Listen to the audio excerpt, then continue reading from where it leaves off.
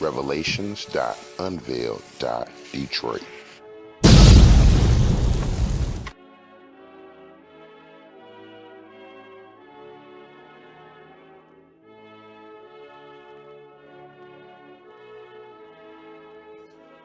Lynching in America.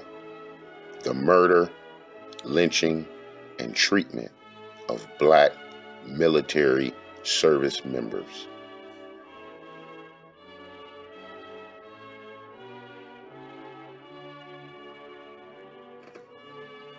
By the mid-20th century, violent, racialized attacks on Black veterans were slightly more likely to result in investigations and charges against the white perpetrators, but they rarely led to convictions or punishment, even when guilt was undisputed.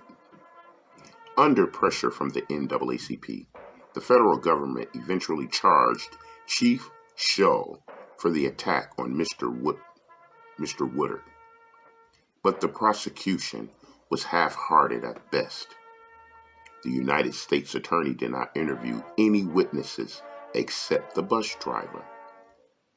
At trial, Shull admitted that he had blinded Mr. Woodard, but Shull's lawyer shouted racial slurs at Mr. Woodard and told the all-white jury, "If you rule against Shull, then let this South Carolina succeed again." After deliberating for 30 minutes, the jury acquitted Shull of any wrongdoing, and the courtroom broke into applause. Remarking on the outcome, Mr. Woodard said, "The right one hasn't tried him yet.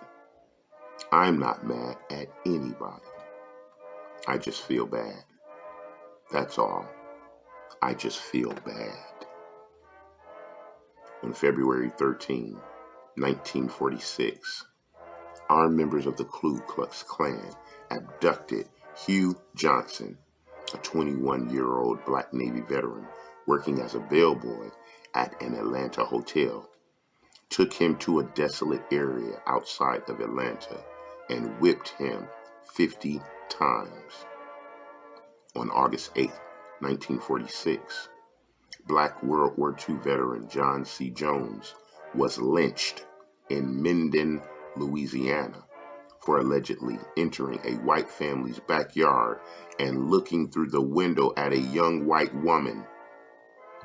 Mr. Jones's 17-year-old cousin, Albert Harris, was also accused, beaten, and left for dead, but he survived the attack and fled to Michigan in fear of his life. The Pittsburgh Courier observed that Mr. Jones had answered Uncle Sam's call for red-blooded men to fight for democracy abroad, even though he had never experienced democracy at home. Pressure from the NAACP led to federal charges against several law enforcement officials and residents involved in Mr. Jones's lynchings. Albert Harris testified at trial, still covered with scars left by the lynchers' ropes and bludgeons. The all-white jury, nonetheless, acquitted the defendants after deliberating for less than 2 hours. Another veteran of World War II who emerged unscathed from the Holocaust has been done to death on his native soil and has gone unavenged, the Pittsburgh Courier concluded.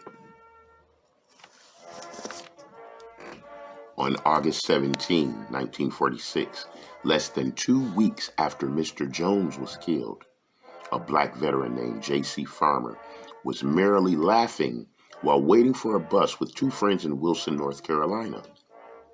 When a police officer ordered Mr. Farmer into his patrol car, Mr. Farmer replied that he had done nothing wrong. The policeman struck him on the head, and in the ensuing struggle, the officer's gun went off, shooting the white officer through the hand.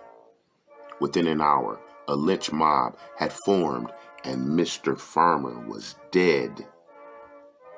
African American veterans who asserted their economic and political rights upon returning from service were met with especially violent resistance. Veteran Eugene Bells angered local whites when he refused to work for the white farmers in Mississippi after returning from World War II and instead chose to work on his father-in-law's farm. On the night of August 25, 1945, Mr. Bells was driving his car in Amite County with Hilton Leah and several other passengers when a car carrying 3 white men began to follow them. When the white men opened fire, Mr. Bells pulled over in fear. The white men beat Mr. Leah unconscious and took Mr. Bells to a swamp where they beat him severely enough to crush his skull and then shot him in the head.